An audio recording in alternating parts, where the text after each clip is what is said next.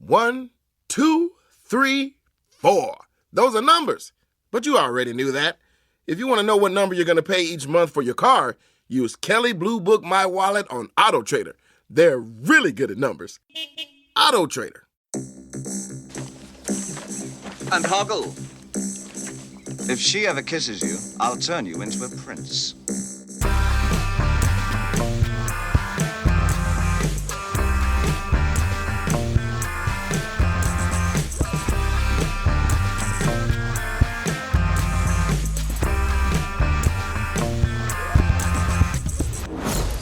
Hello and welcome to Unequal Sequel. My name is Dave and I'm one of the two hosts of this extraordinary podcast. And I'm Rich and I'm the other host of this extraordinary podcast. Think of me as Pumbaa to Dave's Timon. He's skinny and talks a lot and my friends always stand downwind. It's a good one. I like that one. I wish I was skinny. The premise of Unequal Sequel is very simple. We ask our guests their best ever sequel, their worst ever sequel, and finally, their dream sequel. And of course, you know by now that we always drift off and talk about nonsense as well. Sometimes it's movie-based and sometimes it's just a chat. And we also do delve into spoiler territory, but normally the films are about 20 to 25 years old, so don't blame us if we ruin movies for you. You should have watched them by now. There's no movies today that are less than 20 years old, so hopefully you've seen them. Yeah. On today's episode, we are joined by Jacqueline Paul. Jacqueline is a producer and director. She has worked for ITV. She's worked for the BBC. She's worked for Channel 4 here in the UK. She's also worked for Warner Brothers. She's done loads of really cool stuff. And she now has a very own production company too. So she's out there making her own really cool stuff. Yeah. And I'm very excited. We're very excited to sit down with Jacqueline and talk all things sequels with her. These are Jacqueline Paul's Unequal Sequels. Do you remember the first sequel you got excited about, or the first sequel you saw in cinema? Wow, gosh, that's a tough one. It's to warm up the brain, really. Let's see. So if I was to go back in time, do you know what? I don't actually know what sequel I would have seen in cinema. Goodness, she threw me off with that one. But oh gosh, there would have been plenty. I'm certain. Oh gosh, you've really got me here, dude. You've really got me. This is what happens when you're rushing around. I still have many memories from watching films when I was only 5 years old. Yeah. Yeah, I remember being introduced to a lot of the films that I love when I was very, very young. And I think that's why they've really stuck with me, because I, made an impression at a very young age. Yeah. Yeah, so it would have, I am almost certain it would have been like 1989 or something. Would it probably be a Disney film? Maybe not, actually. I have two older siblings. So, oh, wow. So I was, would sneak downstairs. And so not Terminator 2. Yeah. Mine was Home Alone 2. Home Alone 2 or The Rescuers 2 would be my first memories of a sequel. You know what? I feel like you just completely wiped the floor with me there, because how could I forget Home Alone 2? That's exactly. I'm surprised it's not everyone's answer, to be honest. Well, I think, gosh, it sounds so silly, but I felt like I had a bit of a brain block. But Home Alone 2 is one of my favourite films of all time. So how could I possibly not think of that? Thanks for that help. Welcome. Let's go with that one, I'd say. A Christmas film. A good Christmas film, exactly. You can't really go wrong with it. Aha, I know. Ghostbusters 2. Yes. Oh, yes. Great What choice. a pick. I just loved it. And as a child, I remember thinking, wow, and like a river of pink gunge is great, because it's and it's luminous. And I was dude from the paintings really scare me. Amazing. I love Ghostbusters 2. I think Ghostbusters and Ghostbusters 2 are kind of exactly level for me. I'm not one of these people that there's so many people that don't like Ghostbusters 2 and they're wrong. They're wrong. They're just wrong. Something else that I really liked, and this is going to sound terrible, and I promise you my parents had no idea that I was watching this. This was a classic sneak down at night when my brother and my sister were watching TV. Halloween 2. Oh, yeah. Really good one. That is a good one. I've never seen it. I've never seen any of the Halloween movies because I'm quite famously a big wuss and don't like horror films. It's a really good one, actually. It's very similar to the first one, to be honest, isn't it? If I remember right. Yeah, it's a very It quite is exactly that. Jamie Lee Curtis running away from her brother, very sort of still very 70s looking. I know it would have been made in the early 80s. Yeah, But it was in general, I really like the Halloween films. they are great. I enjoy them. And before we talk, Jackie, your picks are mental. So Really? It's not very nice, Dave. they all scare me, apart from the worst one. I think the problem is, Dave, you're just a big wuss too. And Favorite sequel ever? So my favorite sequel ever. Now I found this really difficult because, like you said about Home Alone 2, which is just epic. But I thought one of the ones that I absolutely adore that is not very often mentioned is Return to Oz. I absolutely loved Return to Oz, and it was a tough act to follow. Wizard of Oz, it was a fantastic film. It was, it was made at a very classic time, and Julie Garland was the lead actress, so they managed to nail it. And anyone that can make such a good film, and quite dark actually, as Wizard of Oz, but things like the Wheelers, and because if you look at like the end of the last one, it ended on such a high. And then it goes straight into this quite traumatic opening scene of a little girl who is having these nightmares and then gets taken to this, what seems like a witch who electrocutes her. That's sort of, Yep. And then you hear like these people screaming and they're the patients that have been damaged. And you just think, oh my gosh, this is horrific. Yeah. And then, opens up into sort of Oz, and you've got things like the Deadly Desert, where if you stand in there, you're going to die, and you're going to dip to sand. And then you've got, gosh, actually, I love this scene. And she gets onto she's like, oh, I'm really hungry, and she sees these trees, and you've got these like pails hanging, and they're like little lunch pails, and she's opening a little ham sandwich like my mum used to make in little squares. I was like, I love it. This is just heaven.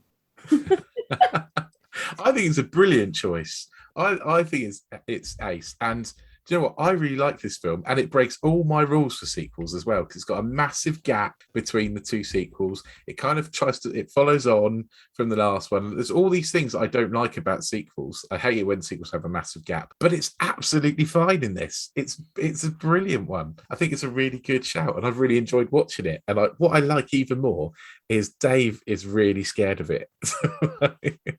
I'm terrified of it. Oh, Dave, come on. It's not just because the subject's the film, you gotta watch it. In fact, imagine. I did watch it. Cinema. You should watch it again. No. Right. And the thing is, actually, I know what you mean. It is quite dark. And Firuza Balk, the lead actress in it, who obviously plays Dorothy, very young Firuza Balk, she years later, of course, was the lead of The Craft. Yeah. Which in itself pretty freaky and scares me. So she really perhaps was slightly typecast in a way, but she plays it brilliantly. But I think with the Return to Oz, you can look at it like it is really dark, but it's also like, if you look at the cinematography and just the narrative as well, it's really quite far out and incredible. It's almost like you imagine someone like Carol would write, or because it's like you look at things like, the head will cut off, and then the next thing. That scene is scary. Yeah, but is that the scariest bit for you, Dave? Anywhere there's a puppet freaks me out. So the Scarecrow in particular freaks me out when he came up at the end, because it's just his features. But puppets. We'll get into your dream sequel later, but anywhere there's a puppet freaks me out, or stuff like that. Basically, I'm terrified of stuff like that. A pumpkin head. Oh, Matt. Yeah, no. Wow. That's too much. Found it all too much. His little voice. What? Yeah. When did you first see this? Was it when you were really little? Was it? Like, I must have been about 5 or 6. Wow. I know, right? Trauma.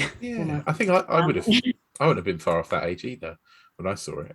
And it didn't traumatize me, Dave. I watched it the other day, and I'm still not actually quite sure what the storyline is. So can someone tell me what the point is? Okay, so now the storyline wise, it's about this little girl who's desperate, trying to make people believe that she did go to Oz. Yeah. And it's her. Yeah, and then the next thing, she goes through that ordeal, and she's back in Oz as a result. And then it's her sort of finding herself back in this land of her dreams, and then the adventure that unfolds to getting back out of that land, which I thought was really quite extraordinary. And what is not so dark along the way is, you know, there's those dips and those sad bits, like when you see the headless women dancing and whatnot.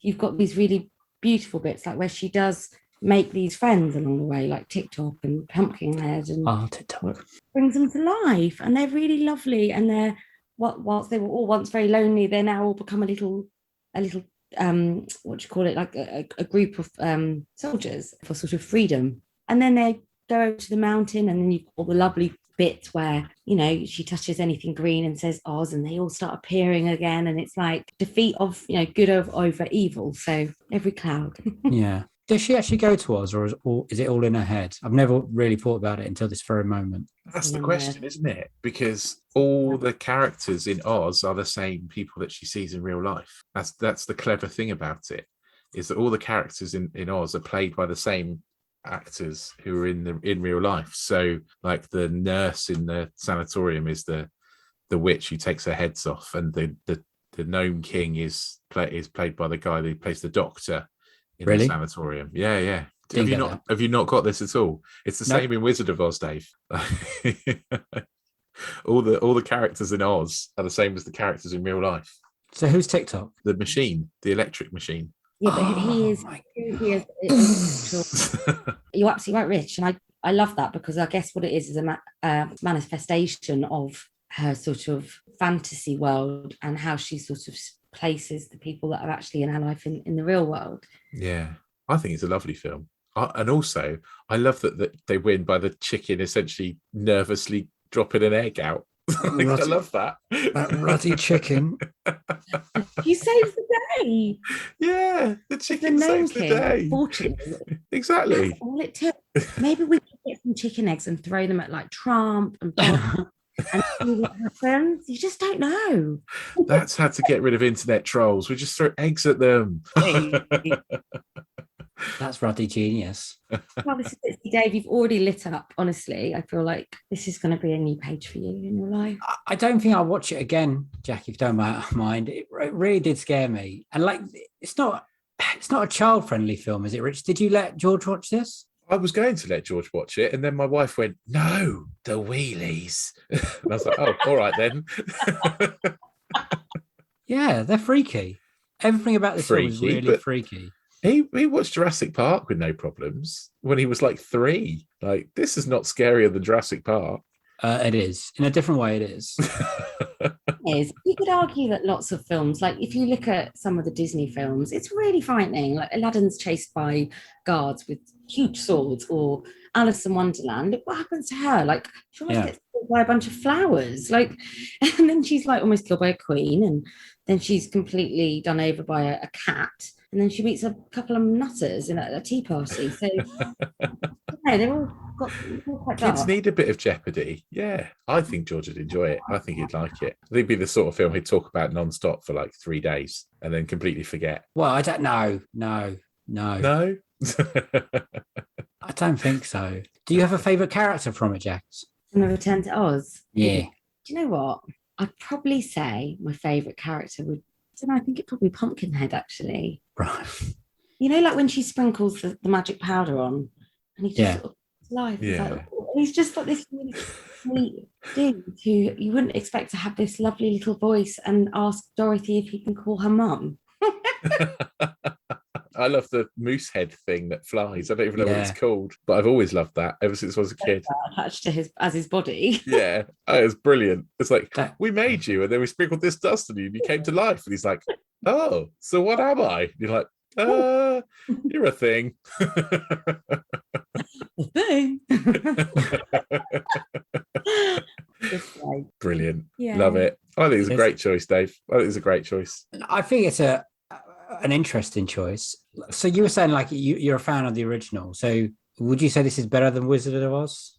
For me, absolutely. You know, like, yeah, I think like I like the Wizard of Oz because I remember it as a classic, and there's that whole nostalgia. My mother was a big Judy Garland fan, so I watched other Judy Garland films. I think for me though, whilst I absolutely loved the original, I thought the Return to Oz offered a much more modern sort of twist for me. It was much more contemporary in many ways, and the way it was shot in particular. Yeah, for me, it just spoke to me more in a non weird way. It was just, I found it way more entertaining and more like, wow, this is a true adventure. This is just like you just don't know which way it's going to go. I agree. I think for us 80s kids, the Return to Oz, it said more to us than the original did. I think I saw Return to Oz before I saw Wizard of Oz. I wouldn't have seen them in order. I don't think I even knew this existed until a few years ago. Really? Yeah, I think I remember someone telling me about there was this, they pretty much describing it, they take it to a lunatic asylum at the beginning. I was like, that sounds like a crazy idea. And then it is pretty much what happens. I know a little bit of a fact, actually. So it's set in 1899, right? The whole thing, and there is a bit where the nurse chases Dorothy with an electric torch, which wasn't invented till like 1910. So, next you brought that taser. Nice. Like, hang on.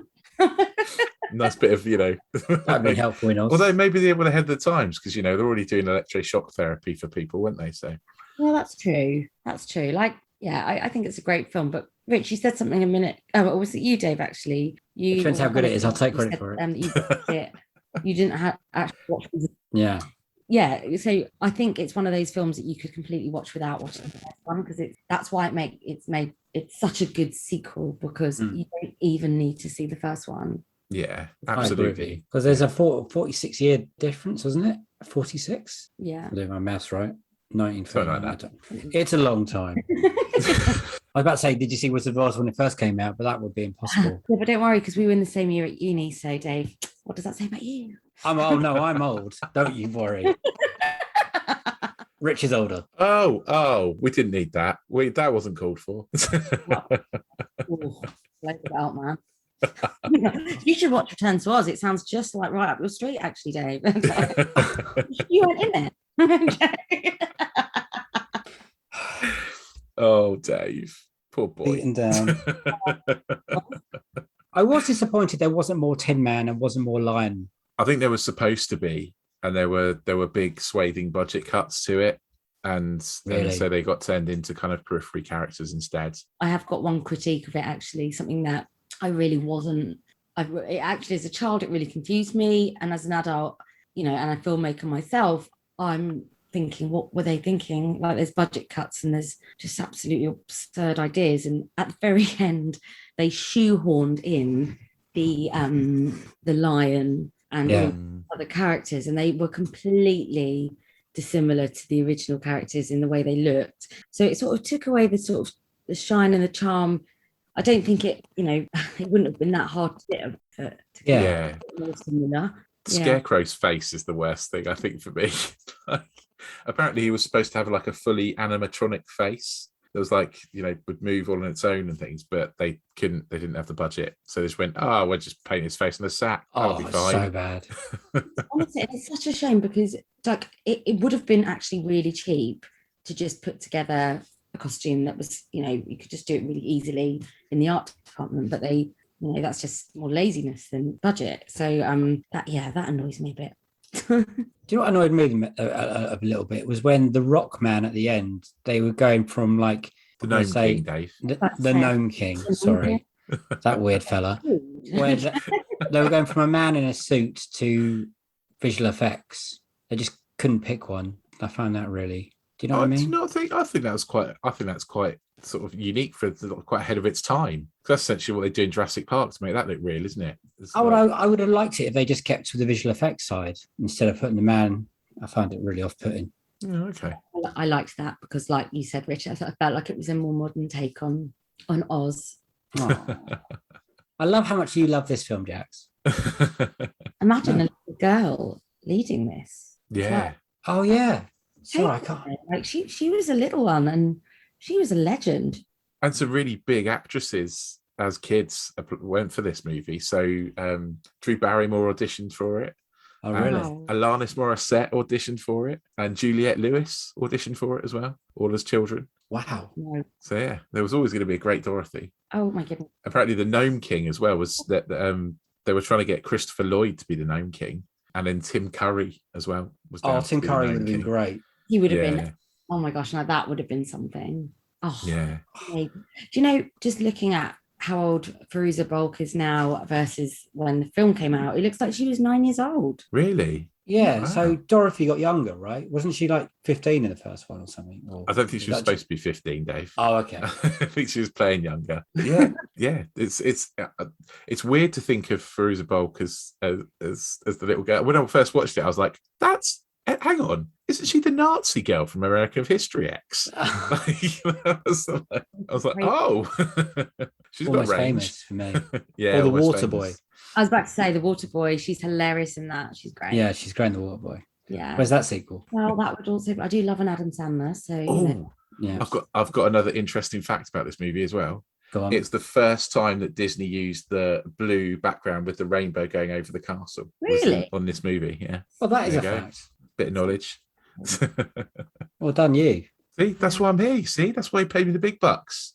You know, just to come up with useless knowledge like that. Brilliant.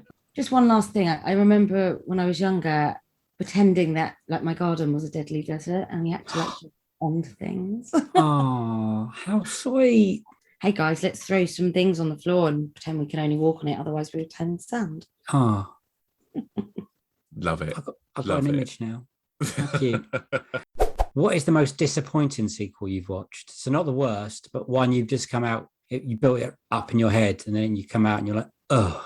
So this is, instead of being the worst sequel ever, Okay. this is one where you've gone like, I love this movie, the first one, and then you go to watch the second one and it's rubbish. So I'm thinking like Matrix and then Matrix Reloaded. Something you found really disappointing. Or like Rise of Skywalker or Okay. something like that, where Jaws love the first 2. one and then the second one's poo. Yeah, right. Right. So gosh, that's a difficult one. You guys are really throwing it at me. Rich would put Transformers 2, but he I doesn't would even like. definitely put Transformers 2, but then I don't even like Transformers 1, so that's Yeah, that's a good I point. do actually. I tell you what, I wasn't always that impressed with some of the James Bonds. Great picks. that's a good choice. Yeah, Look, I was always a Roger Moore girl myself, and I loved like the ones that he was in. But then there were a few, and I don't shoot me, but like even like the Daniel Craig ones, they've just never really got me. No, agreed. It's just not my thing. 100%. I feel exactly the same. Everyone thinks I'm weird because I don't like Bond. No, you don't like Bond, or you don't like some Bonds. Don't really like any, to be honest. Wow. I know, but I'm not a big fan. I Yeah, quite like Moonraker, I think, which I don't think is even a good one. I don't think it is. Quantum of Solace is one of the most disappointing ones recently, I would say. What even the last one? What was it called? Oh, Spectre? I like the one where it's Skyfall. basically Home Alone in it, but for grown-ups. Skyfall, What's that? yeah. Skyfall. That That was one's great. all right because it's Home Alone for grown-ups, right? That was Yeah. the one after that was disappointing. Oh, I've just thought of one. Go on. I am also like, this is classic from creeping downstairs to watch my films with my brother and my sister who are older. I am not that my parents knew they were watching them, they were just much smarter at hiding them. I really like Nightmare on Elm Street by Wes Craven, Freddy Krueger, and the first one for me was just the best scary film. Like, it was terrifying. And then when number 2 came out, it was like, yeah, I can't wait. And it was such a letdown. Oh, I remember that. And then number 3 was Yes. still better, but it wasn't hard to beat number 2, to be honest. It was horrific in a not a good way. Yeah. That's the Why was it perfect so answer. much? Why was it so much worse than the first one? Do you know what? I still remember, I thought the acting was terrible. And even as a kid, I thought that, and that's saying something. I just really distinctly remember like finding it a bit, I don't know, I just found it all, story was a bit rubbish, and the way it was filmed, I just remember thinking that was just really crap.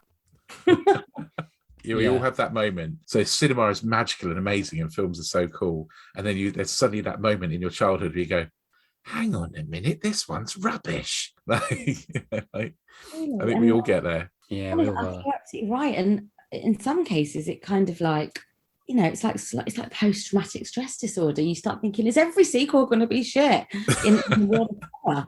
But fortunately, not, because then you've got great films, like we've said, and also Conjuring 2. In the world of horror, this is Insidious 2. Again, great film. So there is hope. Brilliant. And what's the worst sequel you've ever watched? Okay, so there's many out there, but I'd say because I absolutely adored the previous one, Yeah. probably be Jewel of the Nile. I had such high expectations. You So really bad. hate it. So bad. Honestly, how could they? When did you first see it? Was it recently or was Oh, it when no, it I came out? haven't watched it in years. But I have watched Romancing the Stone, Which is was great. yeah, and it's one of my all-time favorite films. Like I just love it. I still can't walk across a wooden bridge without kind of doing those steps like Kathleen Turner does. Yeah. And I was just like, yeah, I'm in it. I'm her. It was such an adventure, and just everything about it, from when they find, is it the rum, and they find, they just whole experience through the jungle, and how, like, when they finally get to like civilization and they find these clothes, and she just looks fabulous all of a sudden after being covered in mud, and just like Yeah. just like when they go looking for the actual jewel and they find it, and oh my goodness, the moment that they dig up and find that like really like priceless looking ornament, and then she goes, oh yeah, but usually the jewel's hidden in it, and then he goes, okay, and they break it, and then out comes this amazing beautiful emerald, and that moment, oh, even when at the beginning when she's just written a book and she celebrates by throwing the plate in the fireplace and like opening those little miniatures. Yeah. Yeah. I might have opened one of my parents' miniatures trying to reenact that. It's all coming Brilliant. out. And so why is the second one so bad? Why is Jewel of the Nile so bad compared to that? Just everything about it. Storyline, it's just not as strong. It was a tough one to follow, but I remember like several times when I went back to watch it again that I couldn't actually get through to the end of it, because And that's the worst thing about this movie, right? Is that it's bad. It's bad enough that you watch it and go, well, this is hideous, but it's not bad enough that you remember that it's hideous. Yeah. So you go back in 10 years' time and watch it again and go, why am I doing this to myself? What's happened here? It couldn't have been bad as I remember. Then you're like, yes, Yeah, it is. As bad as I yes, it remember. is. It's worse. Like the older I get, the worse this film gets. Yeah. Everything about it. It's got God. like one joke in it.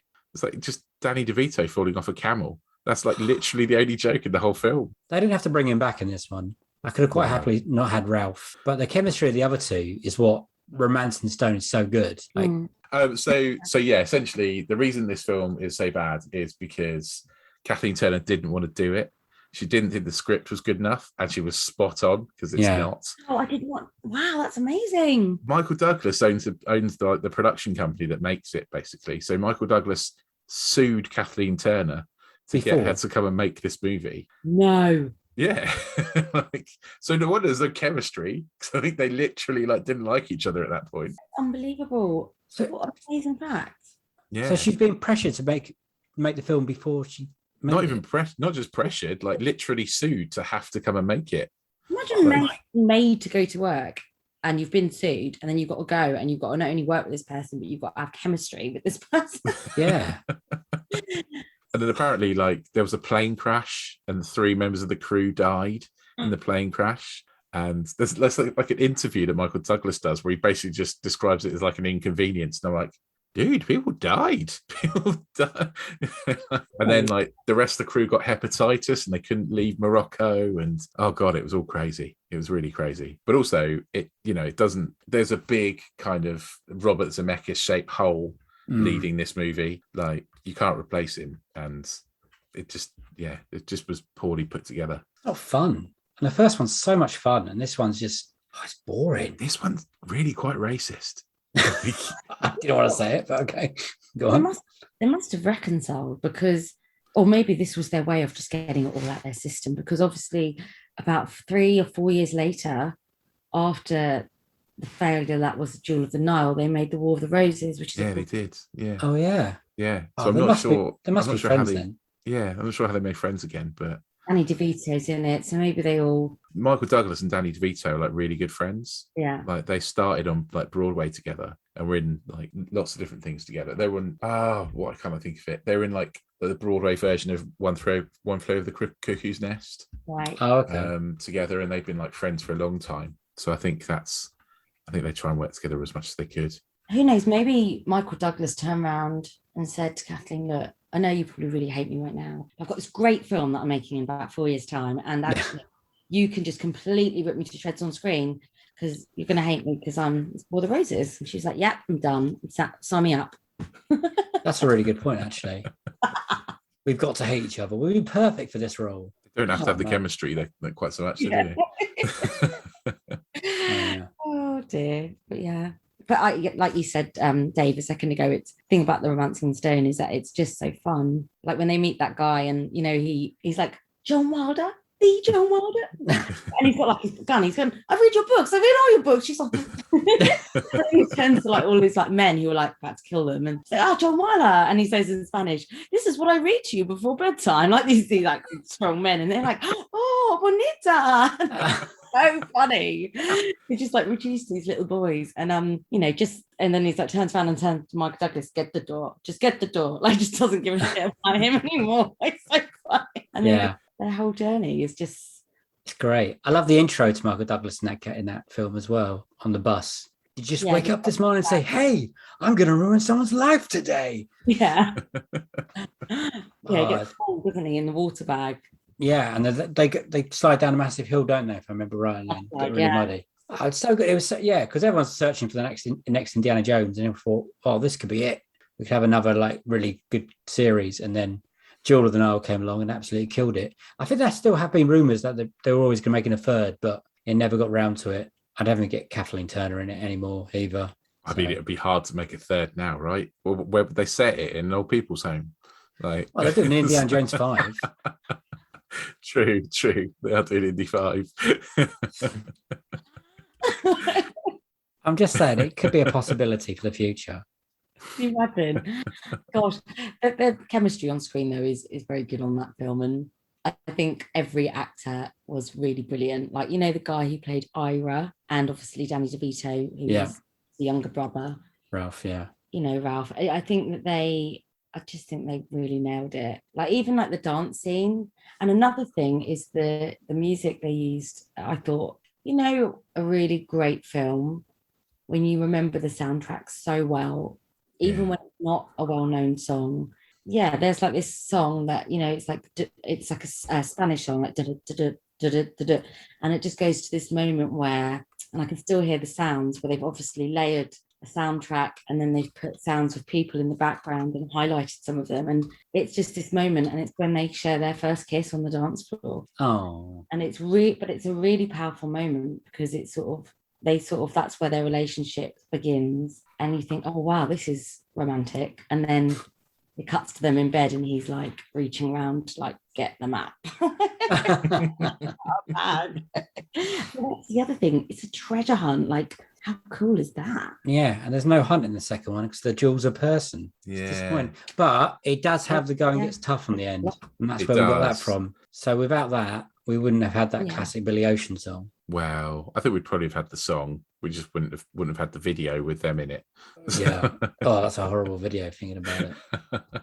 I can't think of anything good to say about Jewel of the Nile, to be honest. I think that there's really nothing good I can say about it. No, great pick, Jack. So it's just a non thing to talk about, really, isn't it? Because it's just not that eventful. And one thing I would say about Romancing the Stone as well is it's got like these really funny bits that I didn't really get at all. Like you said, there was the camel moment, but that wasn't even that funny. But in Danny DeVito, he's trying to get the map out of her bag, and there's a quite large lady sitting at dinner, and she sort of notices as her napkin falls on his arm. And she's like, what the hell is this crazy man doing? Is he a perv? So she picks him up and beats him up, beats him out.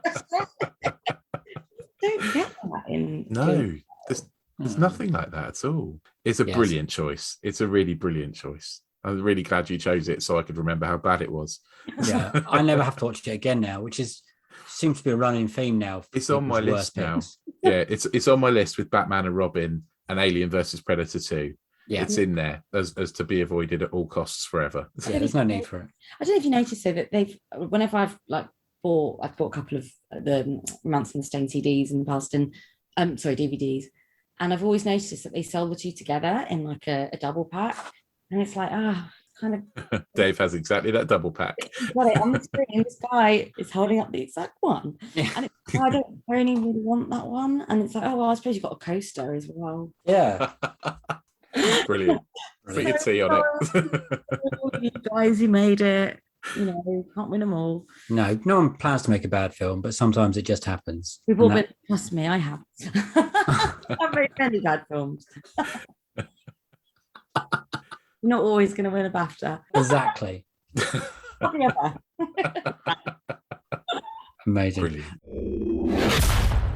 So, what is your dream sequel? So, my dream sequel. Now, I really had to think long and hard about this one.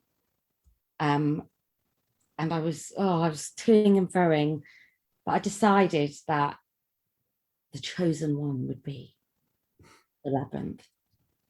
Love it. Love Hate it. Again, I absolutely love it because Dave is so scared and freaked out by this movie as well. I can't tell you how many nightmares this has given me when I was a young boy. Really? Honestly, still, the things that throw their heads up and down terrify me. The hands going down, and the thought that there's goblins. The thought that there's goblins in my cupboard waiting under the bed and stuff. I can't get over it. I'll never forgive it. I'm terrified of it. I've seen horror films. I've seen thrillers that are meant to scare you. And the films I'm most scared of is this one. My brother bought it for me a couple of years ago for a laugh. I've got rid of it straight away. Just the puppets freak me out as well. Anyway, why do you love it? The thing is, I totally understand it. There are certain bits like the fiery chaps that you're talking about who keep throwing their heads around. That is quite scary, particularly when she goes to escape and it's almost like they're going to stop her.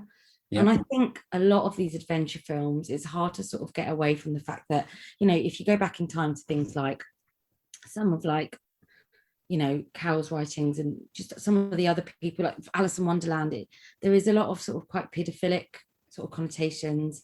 Even if you look at like certain ballets, I know like the Nutcracker, I found it quite like that. And in this one, not only that bit with the fire guys, but also when she's in that absolutely incredibly iconic and incredible set of the ballroom, having that goblin ball. And obviously she is like 13 years old, 14 years old or something, but she's certainly very young. She's 14 actually. That's who she's supposed to be 14. And obviously you've got a goblin king that's asking her to love him and worship him and essentially be his queen. So those sort of moments, I think as I got older, I thought, wow, that kind of doesn't sit well with me. But as a child, you don't see it like that. You just think it all looks very innocent, and you kind of, the bit that scares you is the costumes and oh no, are they going to hurt her? And oh, Ludo's huge. Oh, he's nice. That's fine. He can protect her, sort of thing. Yeah. There was so much magic involved, like the journey of her going there. And for me, I I used to get lipsticks and I draw arrows on the pavement. Sorry, everyone. It was me. I am Banksy.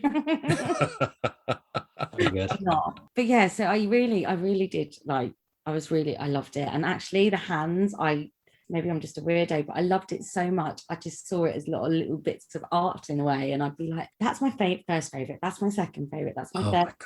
Honestly, I did. Ask my mom. It's like art. I think it's like art. I think it's like an art installation of a movie. And, the fact that David Bowie's in it is even better. It's unique. I would say that about it. And so many people love it. It's incredible how many people enjoy it and how I seem to be the only one that doesn't really like it at all. Did you see it as a small girl when you were young? Because when was this made? I can remember the first moment I saw it, actually. Tell us about it. I was 8 years old, and when I was younger, I had terrible asthma, and I was admitted to hospital for a few days. And when I came out, my brother and sister were really excited to have me watch The Labyrinth as like a sort of welcome home. And they're like, oh, this is my sister, who's the eldest, said, oh, this is a film you're going to love. And I was like, oh, well, okay, just really happy to be home with the family. Yeah.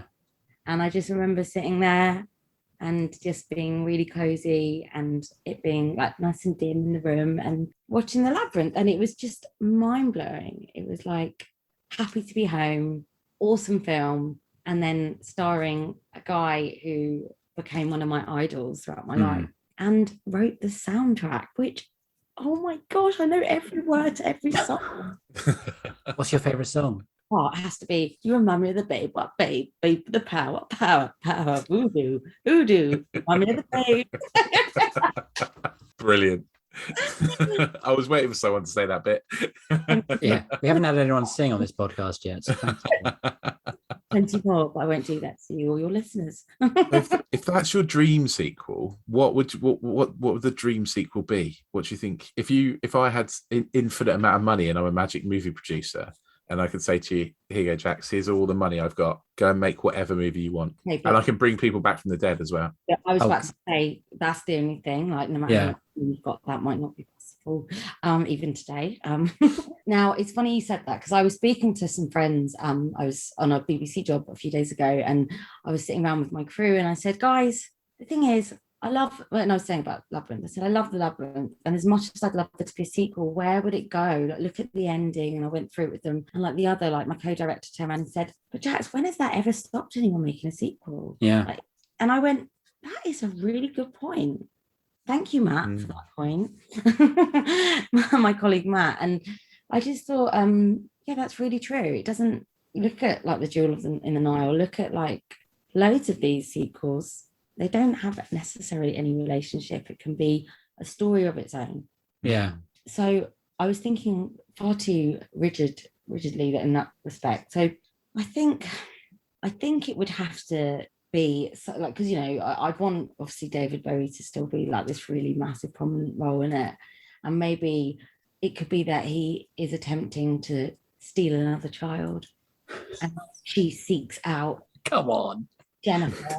When you say like that. You know, he is trying to steal a child. Come on, let's put it that way. He's a paedophile. Yeah. So, I know you're not you. I mean Jared. Okay, Jared. Goblin King. Not David Bowie, Rock King. Yeah. So, you know, whereas she sort of makes it her mission as Sarah. You know, Sarah makes it her mission. One bit that we can make a link with is where she speaks to Hoggle and Ludo and the Worm and Didymus and, you know, all the guys, and says, when they're like, if you ever need us, and she goes, yes, I'll need you, you know, and that really lovely end iconic scene. It could be that she does call upon them and that they all come back, and it could be really fun bringing them back in a different way, and that she's accompanying this other girl who is literally made the mistake of calling upon the Goblin King. And it doesn't have to be a brother or a sister. It could be someone else. It could be like she's done it. She called them to come and get her boyfriend. So it could be really great and quite glossy and funny, but also right realistic, you know? Yeah. Yeah. Do you know what? There is actually a sequel in post-production. So in pre-production, not post-production. Not really? And yeah, so He there looks is a nervous, sequel. Rich. And apparently the sequel is a young girl has to save her father from the Goblin King rather than a brother or sister. So who's the Goblin King? Have they announced anything? No, they haven't. So they've announced the director. So the director is the guy that did Doctor Strange. Scott Derrickson. Yeah, something like that. Yeah, Scott. How do you replace David Bowie though? I don't know. Who's going to fit like step into those boots? Like, can I just let you know something? Guess what they're calling it? Just because I just want to like gloat for a minute. Return to Labyrinth. Yes. Are they? God knows where they got that from. It could have been like this really great sequel I once saw. Will they bring all the characters back? Would you be disappointed if they don't bring the characters back? Oh, I really do. Well, don't get me wrong, there's certainly room for new characters, but I think it's so important to keep those in, like, it's like with Star Wars or anything like where you have these fictional characters, to have your staples like your Hoggles and your Ludos, because they are you want that continuity to keep it sort of related, and you know, to kind of give you that nostalgia. Otherwise it's a totally new film. So what would you do, Jax? Would you have a CGI Bowie, or Did you like? Hologram Bowie. Oh, I would go. I would totally do whatever it took. Just made sure it was him. No one can fill his shoes, and I'm sure that they'll do their best and they'll get someone really fantastic. But for me, it's all about Bowie. And I think I'll quickly say something actually quite funny. Something I used to always think when I was a little girl is, why didn't she just get a really big ladder and climb up those walls and then put it across to the next one and climb and just keep going until she got to the middle? Yeah. I think that'd be a very interesting film. No, probably not. It would save me 2 hours of being petrified under the duvet, though. Just a ladder. The whole scene in the scrapyard freaks me out as well when they made and the witchy woman. Oh, how funny. I only spoke to my friend about that like 2 weeks ago. I was up in Yorkshire with my friend Hannah. We were talking about it, and I don't know what made me think of that, but we just flashed out that scene together, and I just said it was so amazing how she was just piling all the stuff on her, like, oh, don't forget your horsey. Oh, lipstick, make yourself look pretty. Yeah. Yourself up. And then she gets the book and she's opening it and realizes that, hang on, this isn't the right words. And the scene just breaks, and that's how she gets out of this bubble. And yeah. Does she eat an apple as well, like Snow White kind of thing? Right. It's a peach. Sorry. You know the film better than me. I've only watched it a few times. Hoggle goes to get rid of it in fairness, and to throw it in the bog of eternal stench. Again, great idea. And Gareth shouts through like the clouds, like, I wouldn't do that if I were you. But then he gives it to her and she eats it and she goes, Hoggle, what have you done? And then we enter into this incredible ball scene. Yeah. Which really scared me. It's quite trippy. This has absolutely nothing to do with the movie, but I love the Bog of Eternal Stench because my dog is really farty, and so we call him the Dog of Eternal Stench. That's genius. Absolutely love that scene, actually. There's many times that I've sort of been either while swimming or gone somewhere and gone, oh, this is a bit Bog of Eternal Stenchy. I love it. Why is it so I don't get why it's so popular though. I don't get it. Is it the Jim Henson puppets? It is Jim Henson, isn't it? It is, yes. I don't know if you've seen the making of The Labyrinth. No. They really, honestly, you should watch it because you'll have so much respect for how far they went back then, because they didn't have the technology that we have now. Yeah. It's just fantastic. Real geniuses in the art department. Full respect. Yeah, absolutely. And it's the magic. It's the getting yourself away from something, isn't it? It's the thing you want to do when you're a kid, and is watch a movie and forget the real world. And it couldn't be further from the real world. Yeah.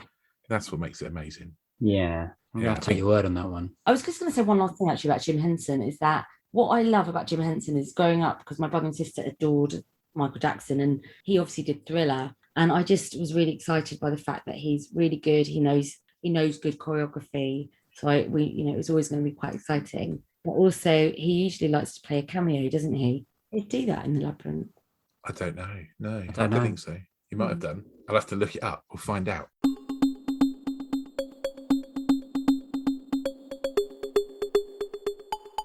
And those were Jacqueline Paul's Unequal Sequels.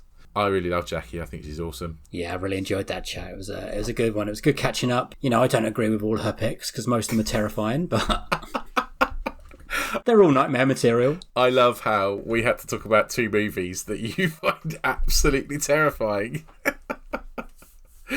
Scarred me. Especially Labyrinth for life. There's no way I'm ever going to watch it again, and I don't care what people say. I think there are a lot of people that feel the same as you, to be honest, Dave. I've seen both Return to Oz and Labyrinth described as nightmare fuel. For me, I always liked Return to Oz, Labyrinth, all that kind of Jim Henson stuff. I would put Labyrinth above most horror films. Really? That I find scary. Wow. Yeah, it's mentally scarred, especially when I was young. Wow. Don't want a sequel to that. Totally agree with Jewel of the Nile. Absolute load of poo. Yeah, that's a bad one. I didn't realise how bad it was until I rewatched it again. I think that's what makes it worse, right? Is that yeah. It's not so bad you remember it being awful, so you're subtly tricked into watching it again every 10 years or so and you're going, oh no, this is poo. Yeah. This is really bad. I love the first one. Romancing the Stone is a great film, and that's first the one's one. really And I always put them together because I have the DVD that has them on together. So Yeah. But I think obviously all the problems kind of just wrecked the second one. And obviously it's just not a good script or a good story at all. Like, it's not just wrecked that one; it wrecked future ones because that could have been a nice could have been franchise. Yeah. Could have been, yeah. I think there were plans to make it a franchise, but Yeah, I think there was. Oh well, never mind. another one gone. Well, this is our last episode of this series. Although we do have an extra episode coming. We do have a best of. We're going to put together all the best bits of this series and treat you to a little best of. You know, making Dave earn his money by doing all that editing. Wonderful. I can't wait. I say earn his money. You'll have noticed we don't have any adverts on this podcast, so he doesn't earn anything at all. Just my time. Yeah. But it's good. I can't. Yeah, looking forward to that one. I wonder what the best bits will be. I wonder. I can think of a few.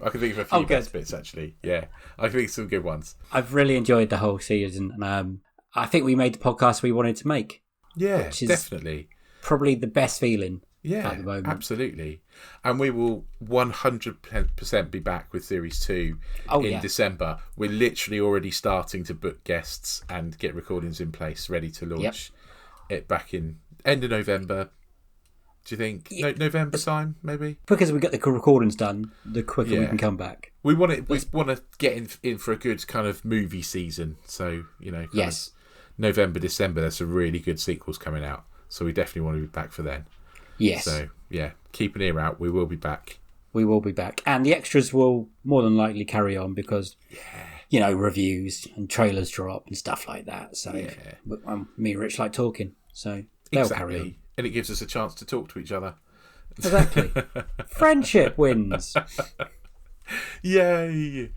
So thank you, everyone who's listened. Thank you.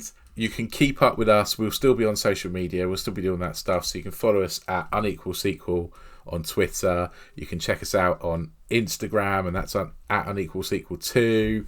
You can send us an email, which is unequalsequel@hotmail.com. Yes! Yes. Only took me 12 episodes and I blooming nailed it. Really proud of that. You realise I'm going to forget all that by the time we get to Series 2. Oh, yeah.